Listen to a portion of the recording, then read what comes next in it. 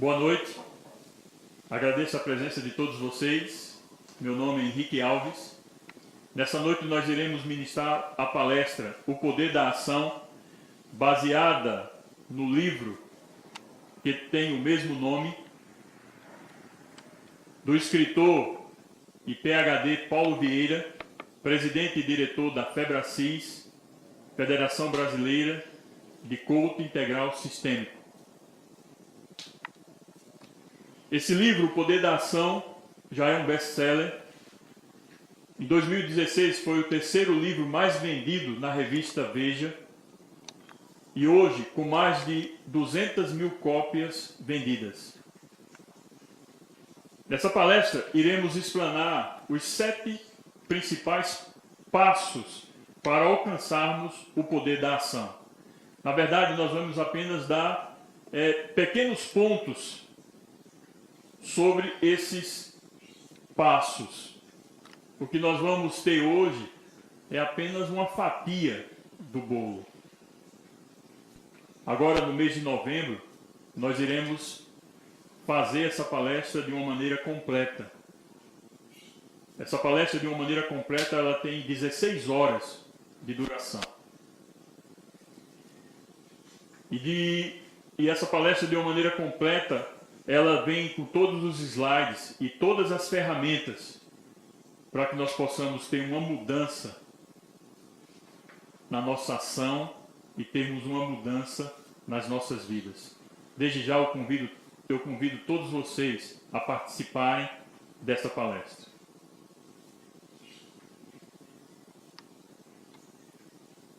Nós vamos agora falar passo a passo os 7 pontos, os 7 itens principais. O primeiro passo é acordar. Nós precisamos acordar. E eu gostaria de fazer uma pergunta inicial a todos vocês. Pare agora e seja sincero consigo mesmo. Qual tem sido a sua atitude diante da vida? Você é alguém que apenas vive de uma maneira como que a vida estivesse conduzindo você? Qual é a sua atitude diante da vida? Tem uma música que diz: deixa a vida me levar, vida leva eu. Muitos de nós, às vezes, estamos vivendo a vida desta maneira. Como que nós sejamos movidos pela vida. E não temos uma atitude para nos posicionar, para dizer para si próprio que você é aquele que determina as ações e que você é quem governa a sua vida. Eu gostaria de fazer 3 perguntas e nessas perguntas vocês possam considerar. Peço a vocês que fechem os olhos e escutem essas 3 perguntas que eu irei fazer. A primeira: você é o capitão do barco da sua vida? Você é aquele que comanda o barco da sua vida? Você é aquele que tem a voz de comando no barco da sua vida? Ou você é apenas um marinheiro à espera de ordens, esperando que alguém determine como vai ser a sua vida? Você é o diretor do filme da sua vida? Ou você é um ator coadjuvante, esperando as cenas dos próximos capítulos? Você é o escritor da sua vida? Ou você é um personagem que espera o próximo capítulo? Quem é você?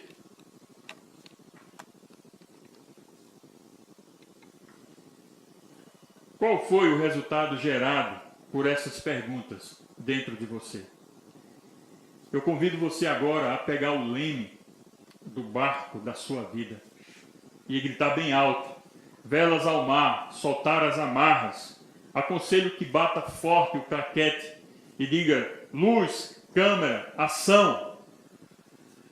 Que tal, com os dedos firmes, digitar o próximo capítulo da sua vida? Existe uma passagem bíblica que me faz muito bem e produz em mim uma grande crença de possibilidades. Evangelho de João, capítulo 10, o versículo 10, o Senhor Jesus Cristo falou: eu vim para que vocês tenham vida e vida em abundância. E acredito completamente que literalmente essa palavra é verdade. O Senhor Jesus Cristo, ele veio para dar vida ao homem. Mas essa vida não diz respeito só ao aspecto espiritual, mas ela diz respeito a todos os aspectos do viver humano. O aspecto social, o aspecto econômico, o aspecto familiar, o aspecto conjugal, o aspecto pai e filho, o aspecto profissional. Essa vida é uma vida plena, é uma vida abundante em todos os aspectos. O Senhor, ele não quer que nós vivamos uma vida limitada, uma vida restrita, mas ele quer que nós tenhamos uma vida plena. E agora você pode me perguntar, o que é viver ou o que é ter uma vida abundante? O que é que eu preciso para que possa ter uma vida plena, uma vida abundante? Eu gostaria de contar uma história que eu ouvi. Havia um pescador e ele estava ali no lago, num rio, pescando, e num determinado momento ele pegou um peixe grande, um peixe graúdo.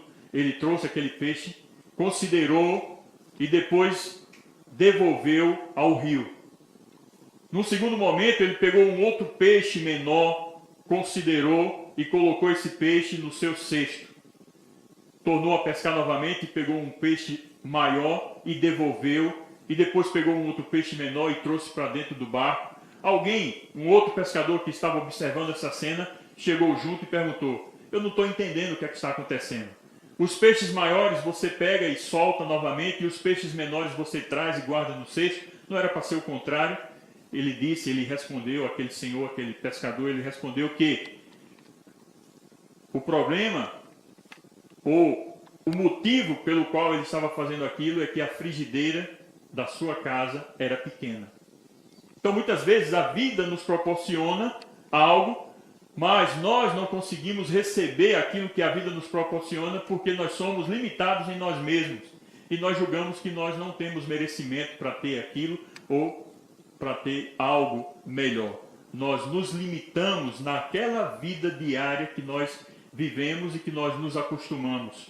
Como eu tenho a vida que mereço, se Deus quer assim, por isso que é assim. Então muitas vezes nós nos limitamos em nós mesmos. Não importa a situação da sua vida hoje. A primeira coisa que deve fazer é mudar a forma como você vive, como você pensa, e você precisa acordar. Venha, pule da cama para uma vida normal e maravilhosa, disponível a todos que verdadeiramente dispõem a construí-la. Esse é o primeiro ponto. Esse é o primeiro passo que nós devemos ter nessa noite. Nós precisamos acordar.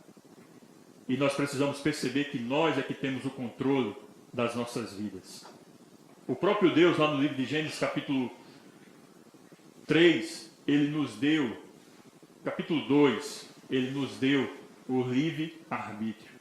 Nós podemos conduzir as nossas vidas. O segundo passo que nós precisamos ter para termos o poder da ação é agir. Nós precisamos agir.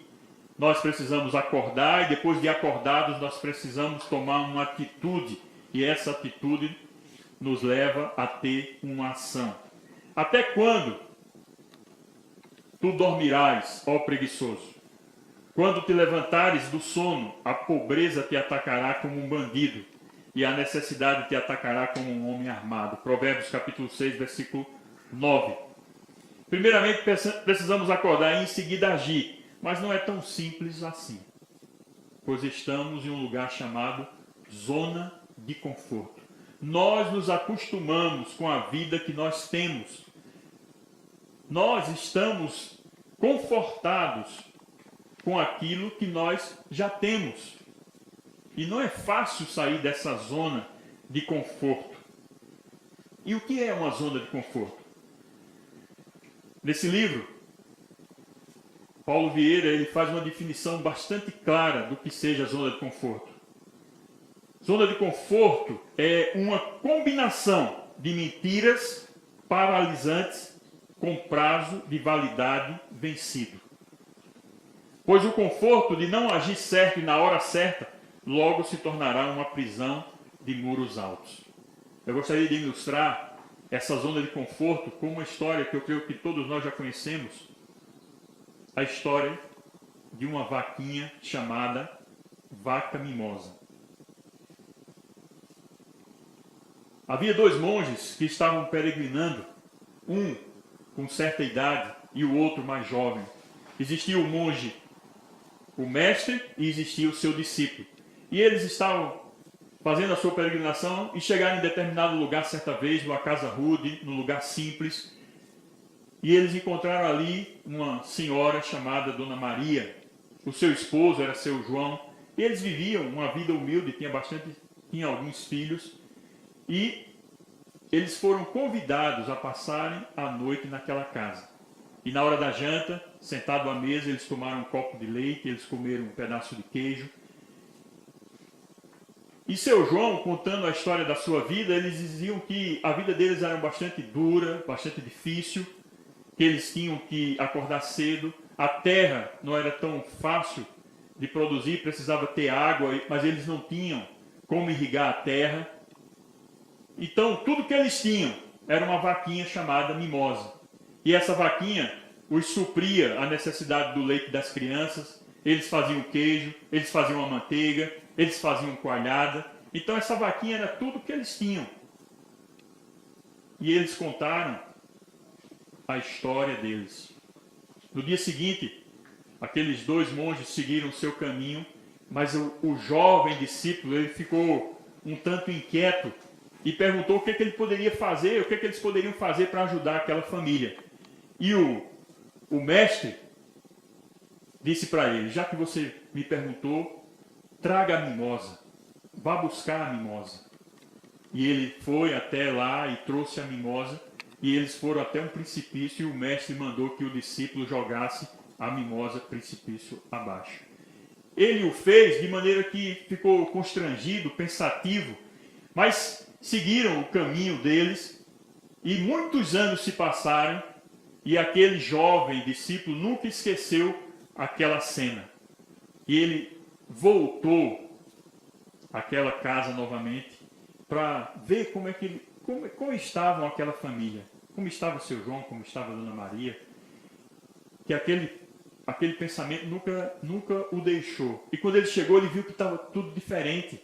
A casa já não era mais aquela casa tão simples, já era uma casa grande. Havia muitas plantações, havia agora água suficiente. E ele ficou se perguntando, eu creio que Dona Maria e seu João deve ter vendido, deve ter saído daqui, mas ele mesmo assim, ele procurou saber se aquelas pessoas sabiam onde estava seu João, onde estava Dona Maria. E alguém os conduziu à casa grande. E eles foram até a casa, e lá quem os recebeu foi Dona Maria. Dona Maria estava lá na casa grande. Depois chegou seu João, e aquele discípulo, que já não era tão jovem, se apresentou e perguntou se eles o conheciam. E depois de algum tempo, eles trazendo as lembranças, Dona Maria e seu João lembraram dele. E ele fez uma pergunta que não queria calar. O que foi que aconteceu para que vocês tivessem uma mudança de vida? Naquele tempo vocês eram tão simples, tão pobres, com tanta dificuldade, e agora vocês estão nessa casa, dessa maneira, tudo está tão próximo. O que é que aconteceu? E seu João respondeu: tudo começou a mudar quando a vaquinha Mimosa morreu. Quando Mimosa caiu num precipício.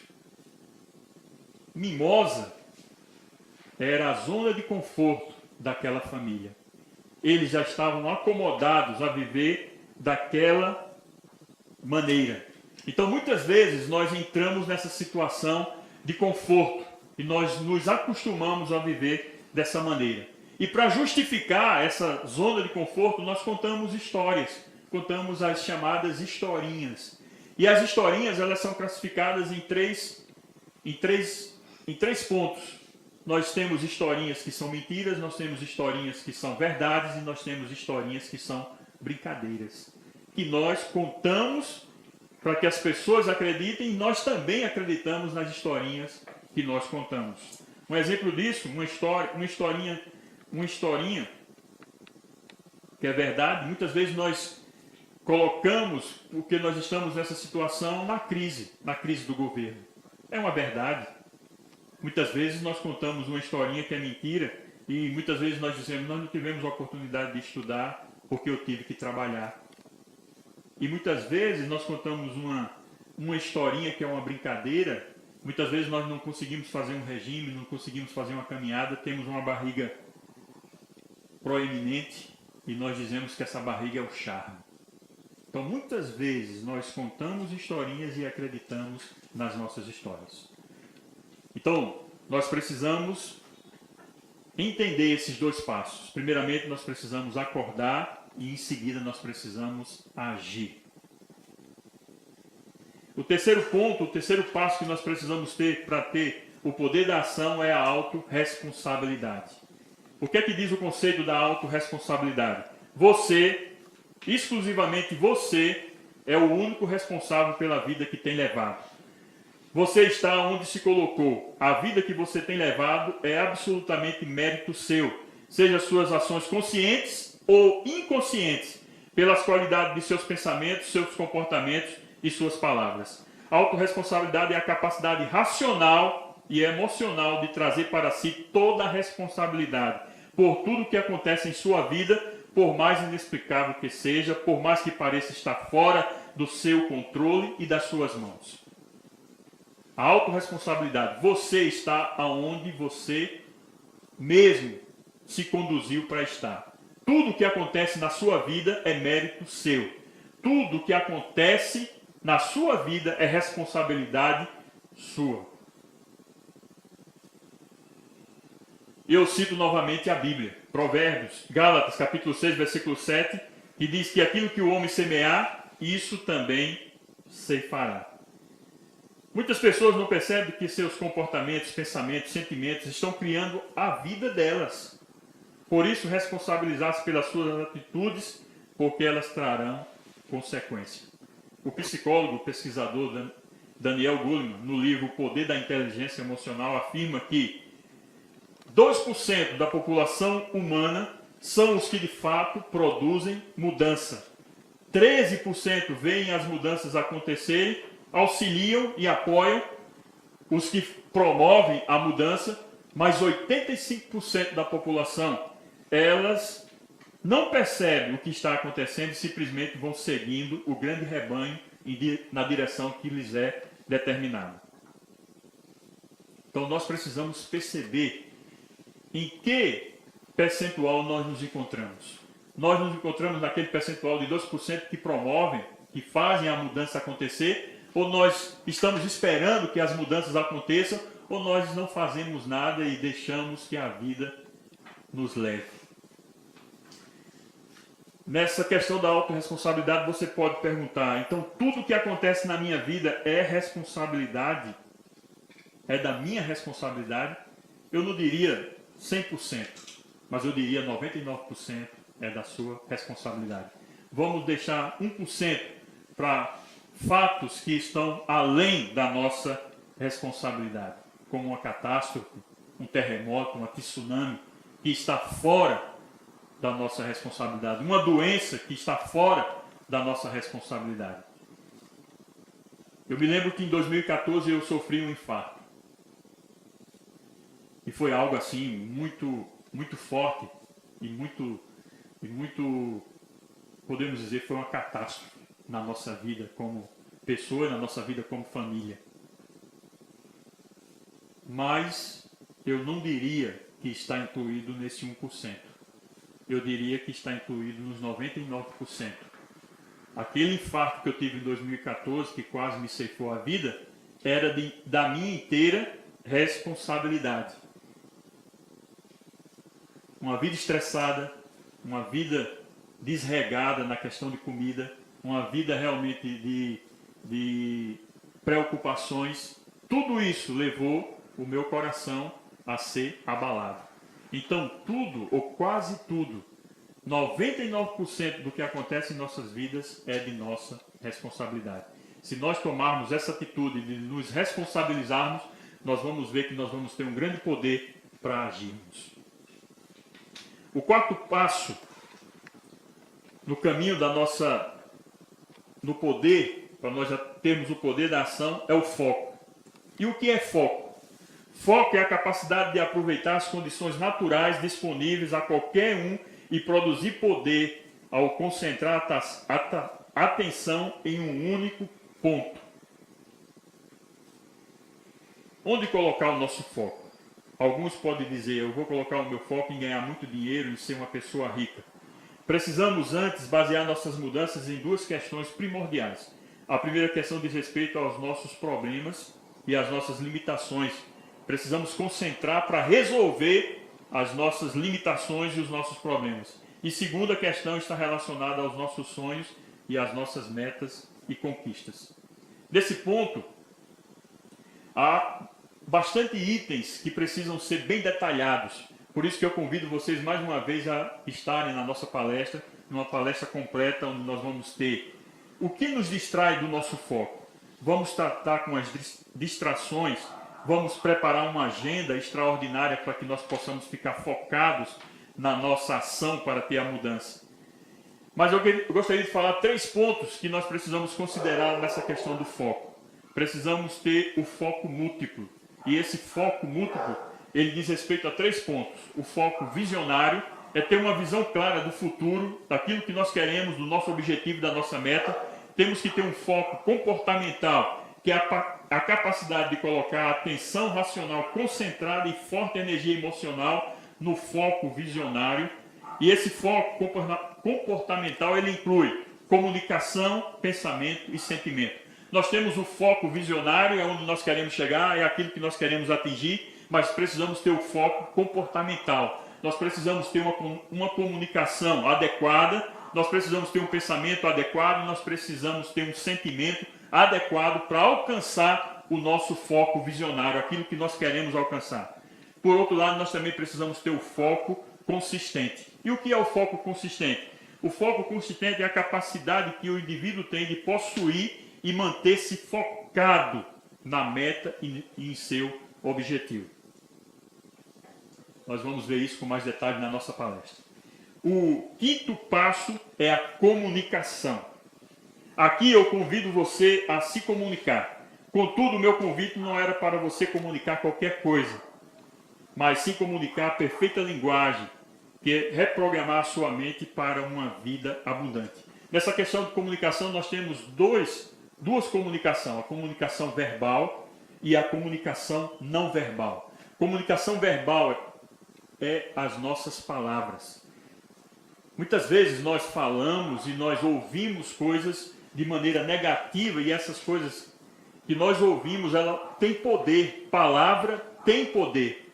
Então nós temos vários exemplos de palavras que nós ouvimos quando criança. Essa criança não presta, essa criança não serve para nada, essa criança não vai dar para nada, essa criança ela não tem capacidade, ou criança burra, ou criança que não aprende. Então nós, quando crianças, e muitas vezes na experiência de cada um individualmente, ouvimos tais palavras e essas palavras nos limitaram.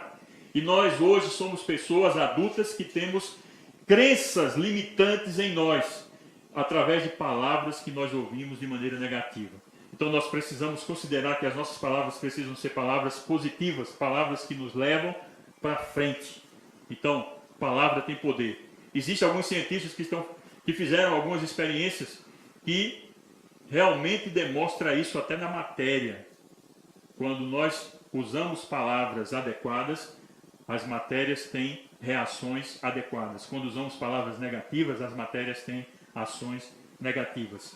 E o que é também comunicação não verbal? Comunicação não verbal diz respeito aos nossos gestos, posturas, entonação vocal, expressões.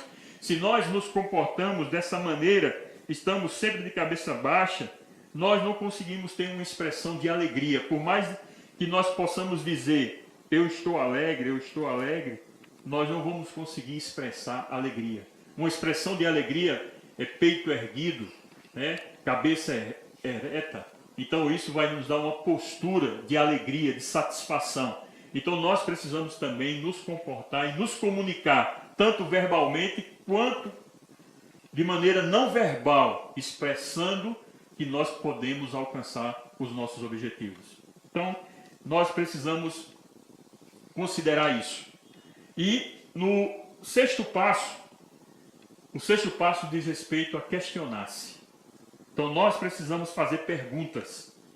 As perguntas é muito mais importante do que saber pedir. Saber fazer a pergunta certa direciona o nosso querer e nos faz pedir o que de fato é benéfico. As respostas serão sempre importantes, porém não superam as perguntas em importância e poder, pois as respostas costumam ser limitadas e temporais, as perguntas são ilimitadas e atemporais. E por último, nós precisamos considerar esse sétimo passo que diz respeito às crenças. Quero nesse ponto trazer outra possibilidade para os nossos resultados, o nosso estilo de vida, nossas crenças. E quando me refiro a crença, não quero dizer credo religioso, e sim uma programação mental em forma de circuitos neurais, ou seja, uma vasta e extensa rede de neurônios conectados a milhões de outros neurônios. Esses circuitos possuem informações ou programas que regem e comandam todos os nossos comportamentos e todas as respostas humanas aos estímulos recebidos. Talvez você esteja perguntando, para que me servem esses termos técnicos? Nós queremos dizer com isso que nós somos como um computador. Um computador é apenas uma estrutura que recebe um programa. E sem esse programa ele não tem como operar. Então nós, como seres humanos, na nossa infância, de 0 a 8 anos, principalmente de 0 a 8 anos, nós recebemos a nossa programação. E a nossa programação foi colocada em nós de uma maneira repetitiva ou de uma maneira com um forte impacto emocional, e aquilo foi colocado na nossa mente, e essa programação é as nossas crenças. Então hoje cada um de nós tem as suas crenças que determinam as suas vidas. Então nós vamos ver isso de uma maneira mais completa na nossa palestra. Então nós vimos os 7 passos que diz respeito a nós alcançarmos o poder da ação. O primeiro, nós precisamos acordar. O segundo, nós precisamos agir. O terceiro, nós precisamos ter a alta responsabilidade. O quarto, nós precisamos estar focados. O quinto, nós precisamos nos comunicar e nos comunicar de uma maneira correta. O sexto ponto, nós precisamos questionar, perguntar, fazer a pergunta certa. E o sétimo passo, nós precisamos de termos a crença adequada, refazer a nossa programação. Por último, eu gostaria de concluir lendo o que o autor Paulo Vieira conclui em seu livro. Ele diz a seguinte: então, sejam bem-vindos à sua nova vida. Acorde, comunique, foque. O melhor está por vir. O melhor começa agora. Você agora é um farol de possibilidades, não só para si, como também para as outras pessoas. Eu agradeço a presença de todos vocês e espero que esse breve resumo que nós tivemos nessa noite possa ter dado a vocês uma clareza para que vocês possam estar na nossa palestra em novembro. Boa noite e obrigado.